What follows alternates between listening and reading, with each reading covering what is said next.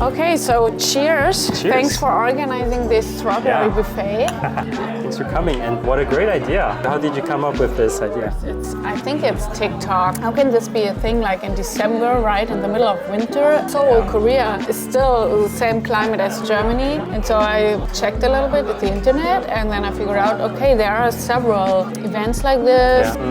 And so I was like, there's something definitely I want to experience, because maybe it sounds touristy, but it's something one of a kind, right? Yes, yeah, indeed. You know, as I already shared with you, I for one certainly didn't know about these buffets. No? So you did not know about that? Did your wife know about the strawberry season? She knew about the season, but not about these strawberry buffets. Then we need to dive in. Where did that come from? Was it maybe the tourists then? But I don't see so many tourists. I did not get the feeling that, because there were also not so many articles out there.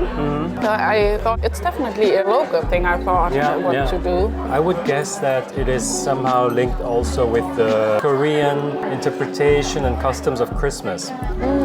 What I'm getting at is that Christmas actually in Korea, it's more of a romantic season. And for example, on Christmas Eve, you would go out on a date with your loved one rather than a nice, celebration with a family at a table, like in a big group. It would be more like dates. So strawberry being also the fruit of the season of winter. If you look around, everything looks a bit romantic. And Totally.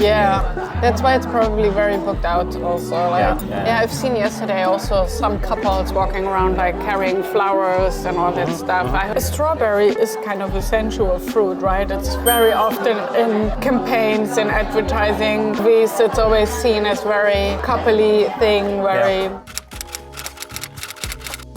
All right, so Rebecca, when we talk about Korean strawberries, we generally talk about 3 varieties. Number 1, there is the Kingsberry, and the Kingsberry is known for its distinctive size. The average size is like 30 grams. And here we have one.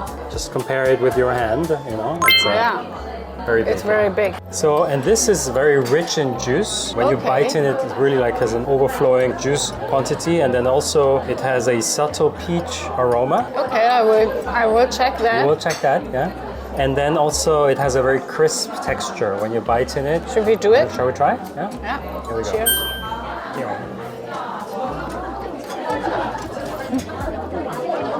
It is super white from the inside. It has some sourness for me. It's more like an apple feeling, biting it in. It's not that soft. It's very juicy. Yeah, very juicy, and it has a slightly ambery hue, like a peach. In Germany, that would never be a sign of a good strawberry. No, true, yeah. Yeah, when you see white, you're like, oh no. Yes, exactly. Then you know it's bitter. Exactly. Interesting. It's kind of messing around my expectations and my experiences so far with strawberries. That's what we like.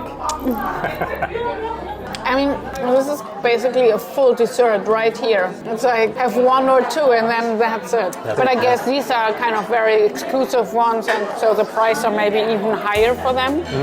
The second one is a Seolhyang. Seolhyang. And this is the kind of the widely cultivated Korean variety. Which is this one? Exactly. So this is the Kingsberry, and this is still very big for European standards, indeed. Yeah. And the Seolhyang is a strawberry which we have in every dish right now, right? Yes. It doesn't smell that strong as the Kingsberry. The Kingsberry was really having this very strong strawberry flavor profile. Biting it in is some different experience. And this is like, it's more red, still not as red as I'm used to. So if I would give this to a person without saying it's like a Korean one, everybody would be like, can't be good. Yeah, it has way more juice. It was way more crunchier and crispier. This is more the texture of a known strawberry. Yeah, and a third variety, which is very well known for being Korean, is the so-called Vita Berry, or what would be commonly referred to as a Korean white strawberry, which has a very distinctly bright pink color. It's also a bit firmer and even sweeter than the Seolhyang that we just tasted. This one has the highest vitamin C content. Unfortunately, we don't have it here, but Or maybe everybody was already stealing that. Yeah. You mentioned that you have seen the strawberries sold in kilos in the market, no? How they were packaged? They packaged them individually. I've been to the Hyundai department store, and it's of course it's a luxury kind of store.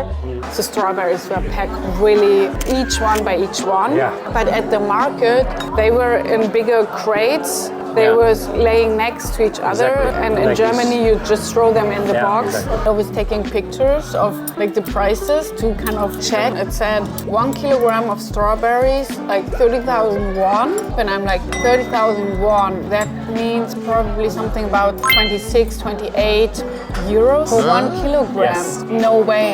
These small boxes in Germany, even with a good quality, like organic and from a local farmer, would probably maximum 15 euros, I guess. Yeah. Crazy. Yeah, it's a cost of living, which also is actually quite complicated. There are like certain things that are very cheap, affordable, and then there are other things that are completely crazy.